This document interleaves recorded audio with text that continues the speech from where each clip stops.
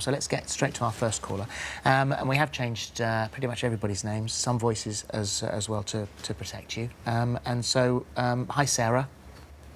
Good morning. Hi there. Sarah. So, what would you like to say? Well, I had my daughter 8 weeks ago, and she has reflux and colic, so she was a bit of an awkward baby. But my partner really started to struggle and get frustrated. He has suffered with depression in the past, as well as anxiety, but I find myself having to sometimes remove the baby from him because he gets frustrated, and I don't want him to obviously get angry at the baby because it's not her fault. What can I do that can help him? Yeah, and it's hard for you as well because you're probably utterly exhausted and you're probably 8 weeks after having a baby, especially with reflux baby and all that crying. I think a lot of people horrific. watching now may be thinking that the next question, which we ought to clear up before we get into the advice, is: do you worry that he might harm the baby? No, he'd never hurt, harm her ever. Right, and he thinks, I just don't think I can do this. I'm not a very good dad. Yeah, he said I found him once upstairs when she was a couple of weeks old, and he was sat at the end of the bed. I'd taken her downstairs to try and calm her down, and he'd gone back up, and I can't do it. And he says, I don't know what I'm doing, I don't know what to do. Yeah. And I obviously said to him, you're doing an amazing job. I say to him all the time that he's doing an incredible job. He just doesn't believe that he's doing a good job. OK, all right, let's get you some help. Hiya, Sarah. First of all, thanks for bringing in, because I think the issue that you're talking about is something that we don't talk about enough, which is that men actually do go through postnatal depression themselves. So 1 in 25 men really struggle with what's known as sad dad syndrome, and it sounds like your partner is doing just that. Massive change of life, complete transformation of what he knew. All the things that he knows about his life have completely been changed radically, and suddenly he's trying to find his way around this whole new arena of life. One of the things that you're doing, which is absolutely brilliant, is you're giving him lots of reassurance, and you're recognising the traits that he's giving to your child that are really positive. So number one, you're doing a fantastic job. Number two, you've mentioned in this piece I've got in front of me that he's suffered from anxiety and depression. I think it's really important to go to your local GP and have a chat, because the chances are, with a little bit of intervention, whether that's some anti-anxiety tablets or some antidepressants or changing his medication, a little bit of therapy, and also maybe speaking to Mind, because for dads it's really helpful to get in touch with other dads who are going through exactly the same.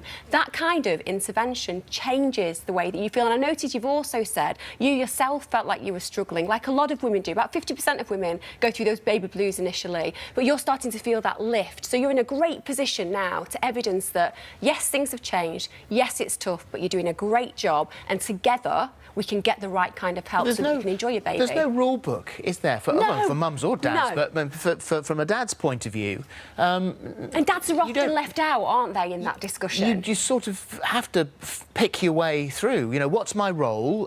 When am I needed? What am I here for? What should I be doing? And I don't even know how to pick it up. And also, you want to protect the baby so much, and you want to make it right. And if the baby's crying because it's got reflux or pain, are you on top of the reflux? Is that something that you've sorted out? Yeah, she's on special milk for it, and she's on stuff for her colic as well. So she's getting much better. We know things to do once she's had a bottle to sort of calm her down if she is having one of those little fits that she has. The other thing, Sarah, is do you have other support? Do you have people who can babysit?